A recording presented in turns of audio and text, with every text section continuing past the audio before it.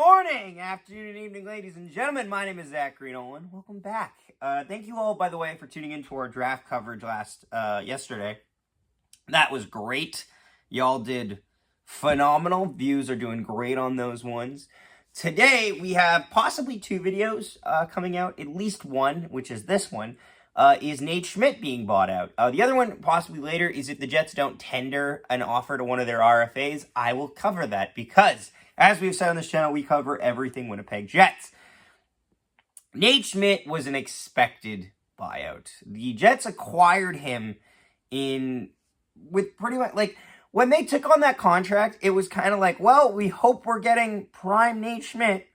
We are not really getting prime Nate Schmidt. We got 1 year of really good production out of Nate Schmidt. It was the 2021-2022 season. Nate Schmidt put up 32 points in 77 games and was a -4, but wasn't objectively awful on the ice. The last 2 years were tough because he was a plus-minus, but while I feel he understood his role a little more, he wasn't impacting the offense at all. I felt he understood his role properly. The role we had for him was not befitting of the contract we were paying him. And it started to look more and more like a little bit of an albatross every time you're like, well, Nate Schmidt's defensive numbers this year are phenomenal. He's playing great shutdown minutes with Dylan Sandberg. Okay, cool. But he also is making almost $6 million, and that's too much money. The cap hit of him this year to 2024, 2025 is $5.95 mil. That is a lot.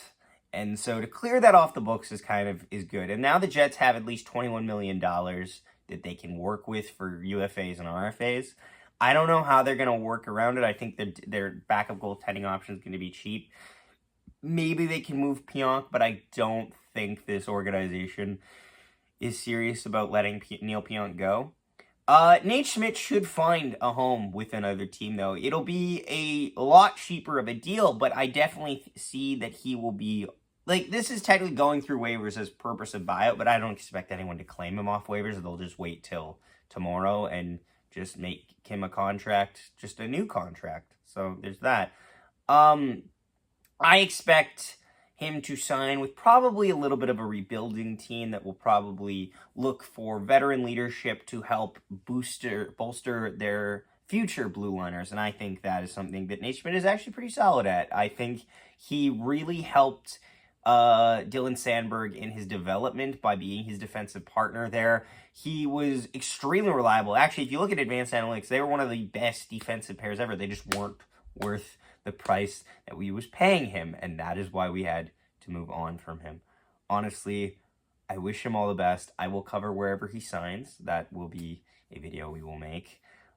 Thanks so much for watching, guys. Please leave a like on the video. Please comment down below your thoughts on this. And don't forget to subscribe. Thank you so much for watching. We will see you next time.